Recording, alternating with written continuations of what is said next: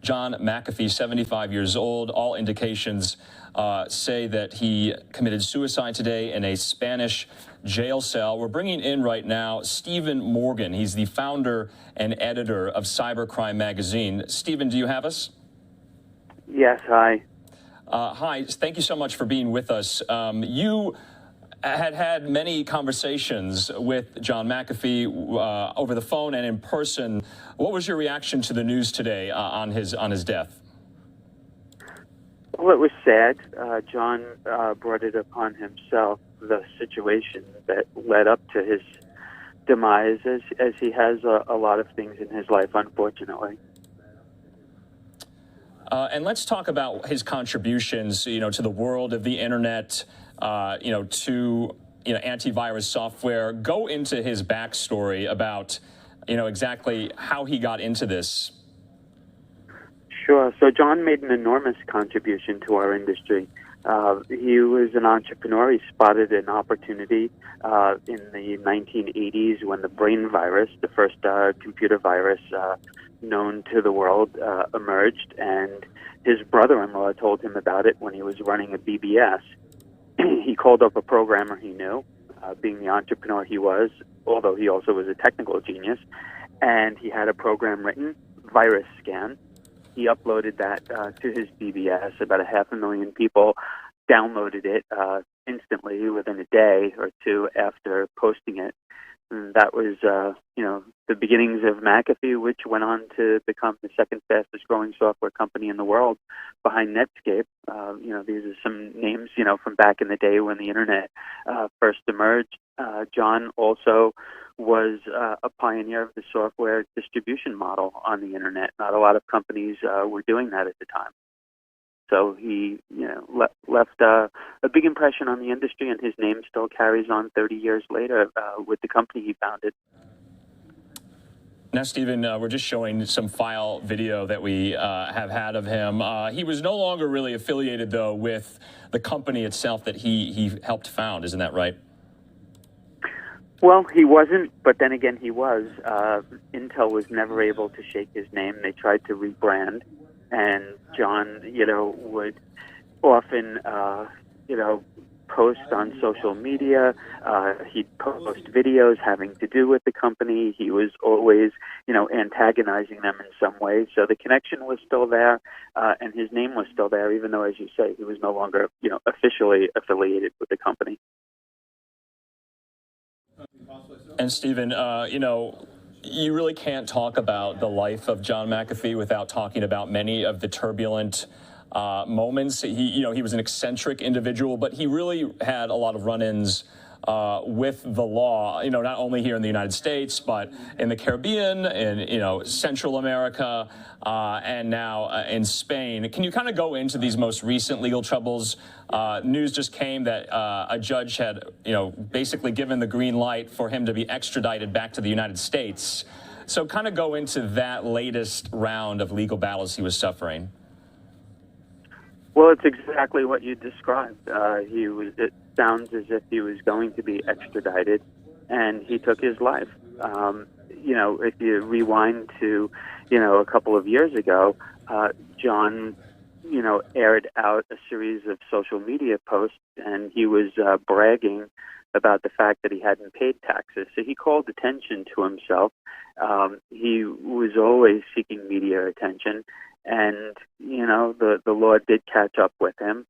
And, he was in a situation where, unfortunately, he took his life. And it's a shame, and it is very sad. John's own father took his own life when John was 15. And I think the turbulence started then. I think he had a lot of emotional problems and was never able to get over his childhood, which ultimately led him to a lot of problems in life, even when he was successful running the company. And Stephen, I had been reading that in one interview, I think it was the last interview that he gave, he said he never planned to come back to the United States. And so kind of walk us through, that angle. He was on the hook for millions of dollars in tax evasion. Those were the charges against him. How did he get into, trouble with Spanish authorities? Why was he in Spain? Why was he in this Barcelona jail cell? If you follow John, it's hard to understand why he made some of the decisions he did make, why he chose to go to Belize, where he, launched a meth lab. He could have gone anywhere in the world. Why did he go to Spain? I don't exactly know. I can only speculate that he felt it was a safe place to be and that he wouldn't be extradited. I don't know that I'd say he never wanted to go back to the U.S., though, because he frequently would, leave the country, go to various destinations, and then would come back. He does have a wife in the U.S. He has a daughter. Not a lot of people know about that. He has family here. So I don't know that he'd never come back. And Stephen, can you kind of recount some of the last, conversations that you've had with him? You told me on the phone that you were, contracted to write a biography of him. How far along did you get? Are you still planning on writing that? I don't think I'll write it. I think I'll share, bits and pieces with the media. It was a very complicated story. It was a very disturbing story. I run a business. I didn't have time for the book project, and I also, frankly, didn't want to be affiliated and branded around John McAfee. I do appreciate, the good sides of him, but there were a lot of, questionable sides of him. So I decided, not to proceed with it because there was material that involved a lot of, dicey subject matter if you followed his life.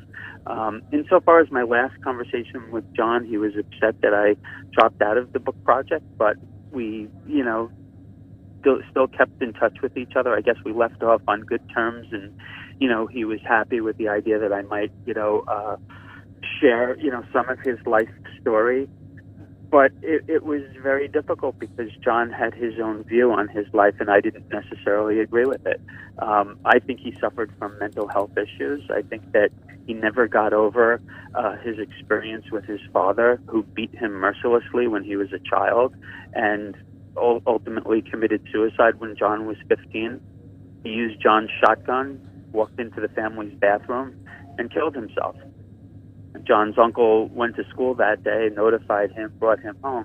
So he really went through a lot, and I'm sympathetic that, very much for what he went through, but I think it also took him to a really dark, bad place where he made some very bad decisions in his life.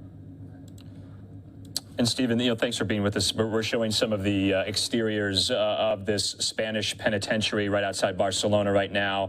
It's nighttime there. One of my questions, though, I don't want to dwell on all of the negative aspects of his life because he was a pioneer. He was a visionary. He was also a leading purveyor in the early movement of cryptocurrency. Isn't that right? Yes, he was.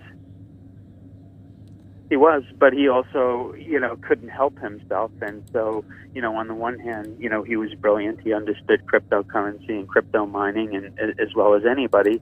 But then he, fell into, the trap of, the financial rewards and, got involved with scamming the system and pumping up, some crypto assets, based on comments that he'd make, and then, traded in those assets and benefited from it financially.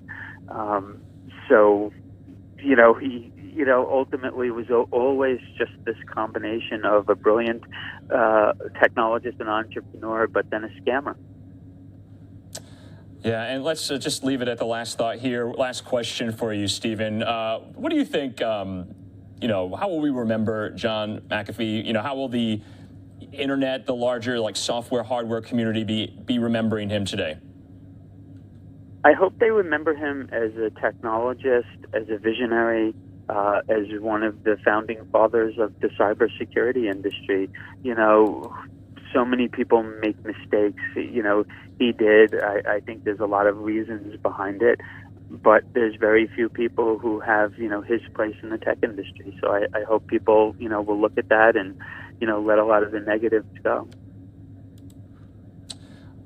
All right, Stephen Morgan, founder, editor of Cybercrime magazine, joining us here on News Now from Fox to recount the very eccentric yet turbulent life of John McAfee, 75 years old, dead today by suicide in a Spanish jail cell. Thanks so much, Stephen.